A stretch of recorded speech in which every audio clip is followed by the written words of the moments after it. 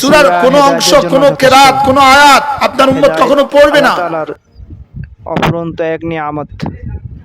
এজন্য এই নিয়ামতকে আলিঙ্গন করতে আল্লামা মুফতি মুশতাকুর নবী হুজুরের চমৎকার এই ওয়াজটি শুনবেন এবং ওয়াজটি শেয়ার করে দিবেন, যাতে করে আপনার অন্য একজন দ্বীনী ভাই কাছে এই ওয়াজটি পৌঁছে যায়।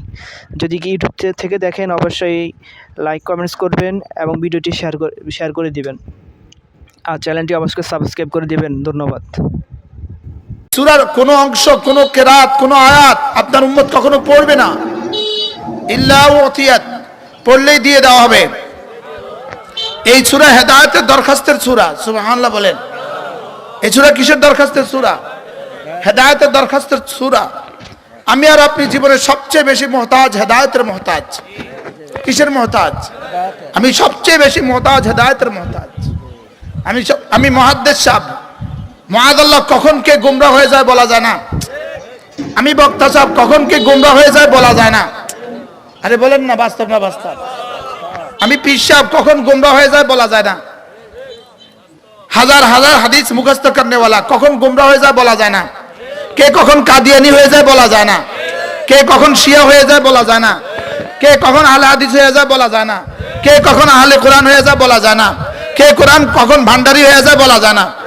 কে কোরআন কখন বাতিলের সাথে আতাত করে বলা যায় না। কে কখন নারী নেতৃত্বের সাথে সালাম দেয় বলা যায় না। মনে বুঝেন না? কে কখন গণতন্ত্রের সাথে মিশে যায় বলা যায় না। বলা তো যায় না কখন কি হয়ে যায়। অথচ সূরা ফাতিহা তোমার জীবনকে হেদায়েতের উপরে তুলে দেওয়ার রক্ষা কবচ। আল্লাহ তাআলা বলেন, ইয়া ইবাদি, হে আমার বান্দারা, ইন্নাকুম দাল্লুন, তোমরা সকলেই পথহারা।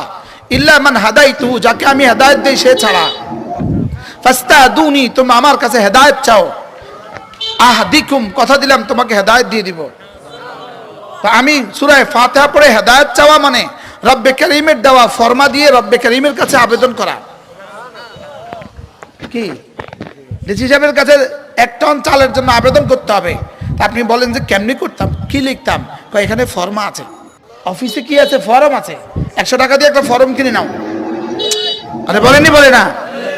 হ্যাঁ, 100 টাকা দিয়ে একটা ফর্ম নিতে হবে, নিয়ে ওই আলোকে দরখাস্ত পুরা করো, শর্ত পুরা করো, সব ঘরগুলো পুরা করো। করে না? করে না? সূরা ফাতিহা রব্বে কারীমের কাছে আবেদন করার, দরখাস্ত করার সূরা। এটার নাম সূরাতুল মাসআলা। এটা পড়ে ফু দেন, ছেলের মাথা ব্যথা রাত 3টা বাজে, ছেলের পেট ব্যথা শুরু হয়ে গেছে রাত 3টা বাজে, ইয়াকিনের সাথে এটা পড়ে ফু লাগান, শিফা। সুবহানাল্লাহ বলে। এত রাতে ডাক্তার পাবেন কোথায়?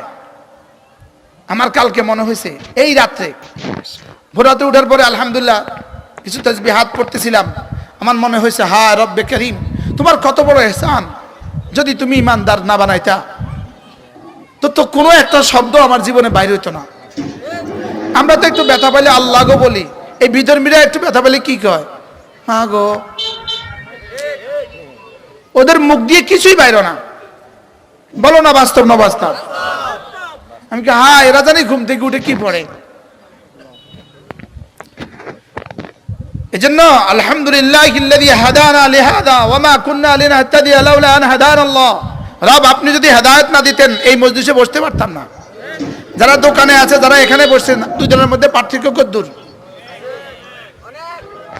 আমরা হীরা নিয়ে আছি, ওরা গোবর নিয়ে আছে।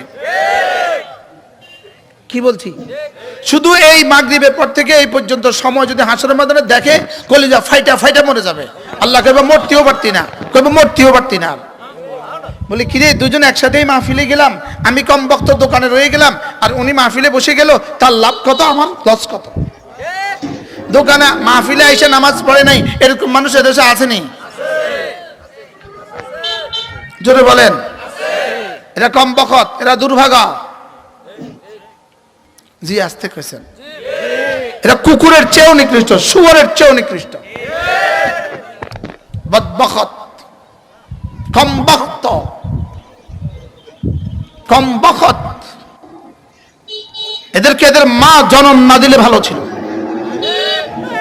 কি বলছি বলেন?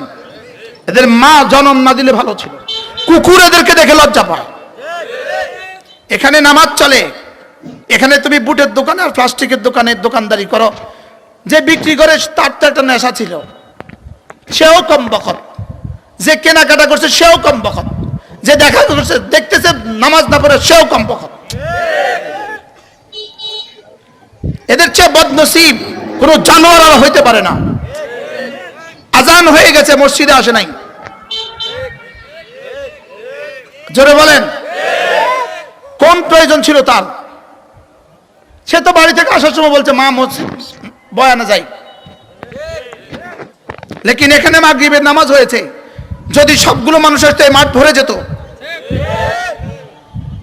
বাস্তব না বাস্তব? মাহফিলে এসে তুমি নামাজ পড়ার সৌভাগ্য হয় নাই, তুমি আর কোথায় গেলে নামাজ পড়তে পারবে? বলেন না বাস্তব না বাস্তব? নামাজ তোমার জীবনের জন্য কত প্রয়োজন? আল্লাহর কসম, তোমার অক্সিজেনের চেয়ে বেশি প্রয়োজন। বলেন নামাজ তোমার জীবনের জন্য কত প্রয়োজন? বলো, আবার বলেন কত প্রয়োজন? লেকিন তোমার নাফরমানির কারণে ফাআনসাহুম আনফুসাহুম, রব তোকে ভুলিয়ে দিয়েছে। রব তোকে কি ভুলি, এই পর্যন্ত আইন না 500 গজের মসজিদে আনতে পারে নাই। বলেন না বাস্তব না বাস্তব?